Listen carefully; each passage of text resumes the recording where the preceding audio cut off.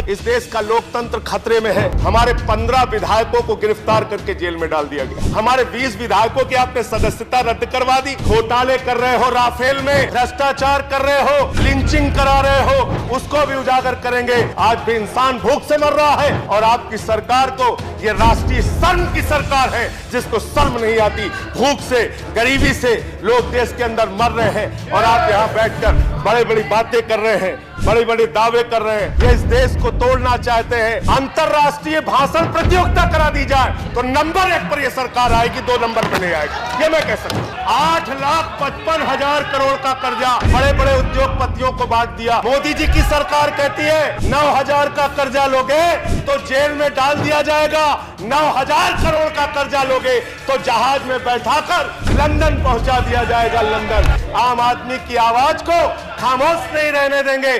आज आम आदमी पार्टी की दिल्ली की सरकार को और उनके चुने हुए प्रतिनिधियों को इस सरकार ने एक के बाद दूसरी जिस तरह से उत्पीड़न करने का काम किया है मान्यवर, हमारे 15 विधायकों को गिरफ्तार करके जेल में डाल दिया गया।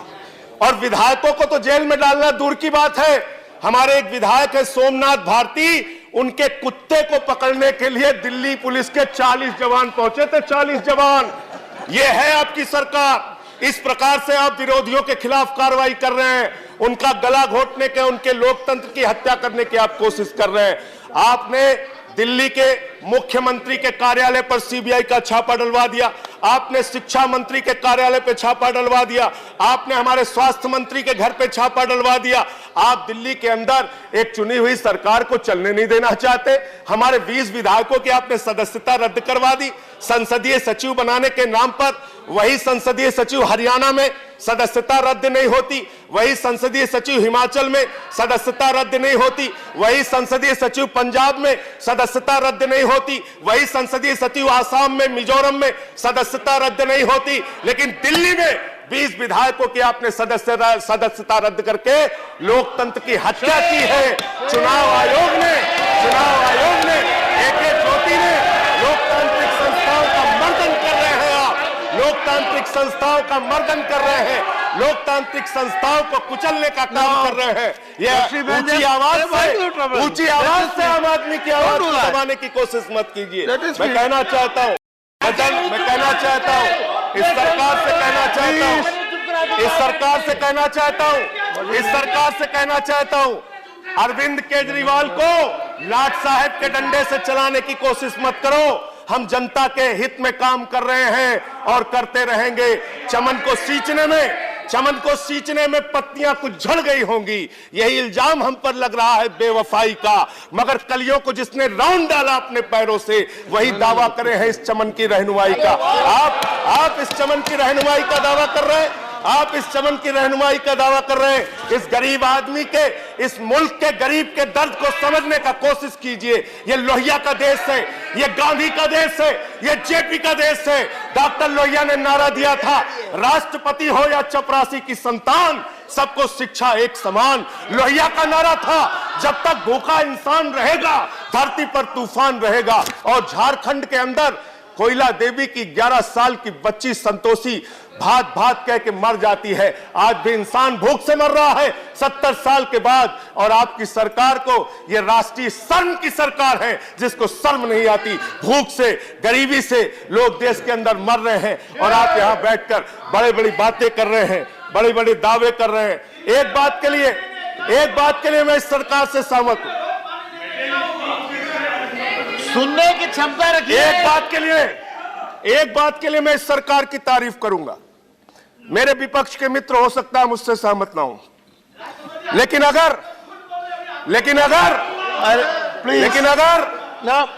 इस सरकार के अंदर कोई छोटा हो ना हो, लेकिन अगर अंतरराष्ट्रीय भाषण प्रतियोगिता करा दी जाए तो नंबर 1 पर यह सरकार आएगी, 2 नंबर पर नहीं आएगी। ये मैं कह सकता हूं मान्यवर।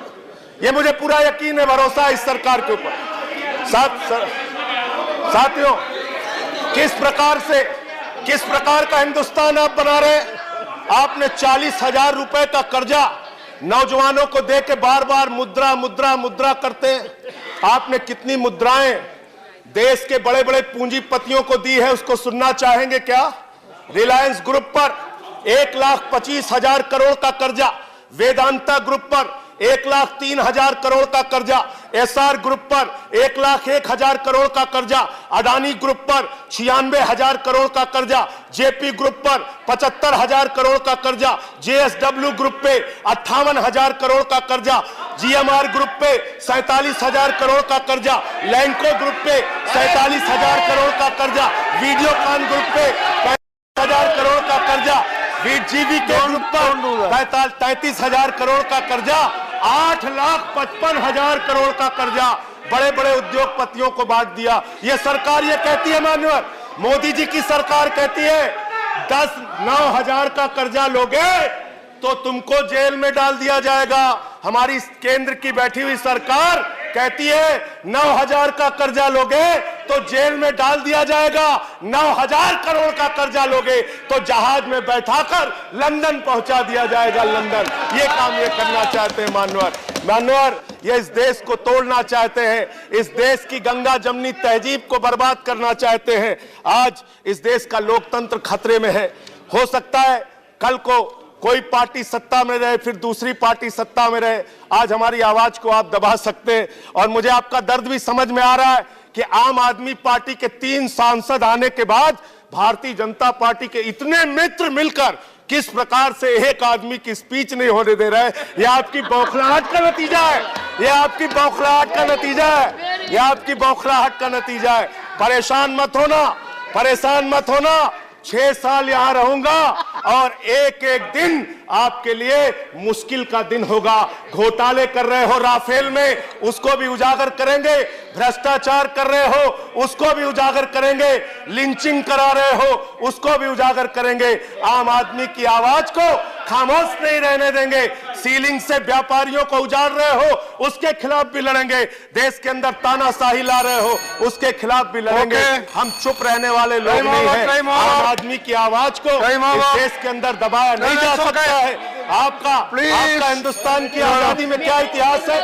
आपका हिंदुस्तान की आजादी में क्या इतिहास है? आप दूसरों को संजय सिंह प्लीज का सर्टिफिकेट बांटते हैं। संजय सिंह प्लीज को राष्ट्रवाद का सर्टिफिकेट बांटते हैं। आप पाकिस्तान भेजना चाहते हैं सबको, आप पाकिस्तान भेजना चाहते हैं। संजय सिंह आप पाकिस्तान भेजना चाहते हैं। 1 मिनट सर, 1 मिनट अंतिम सर, अंतिम 1 minute sir. No time is over.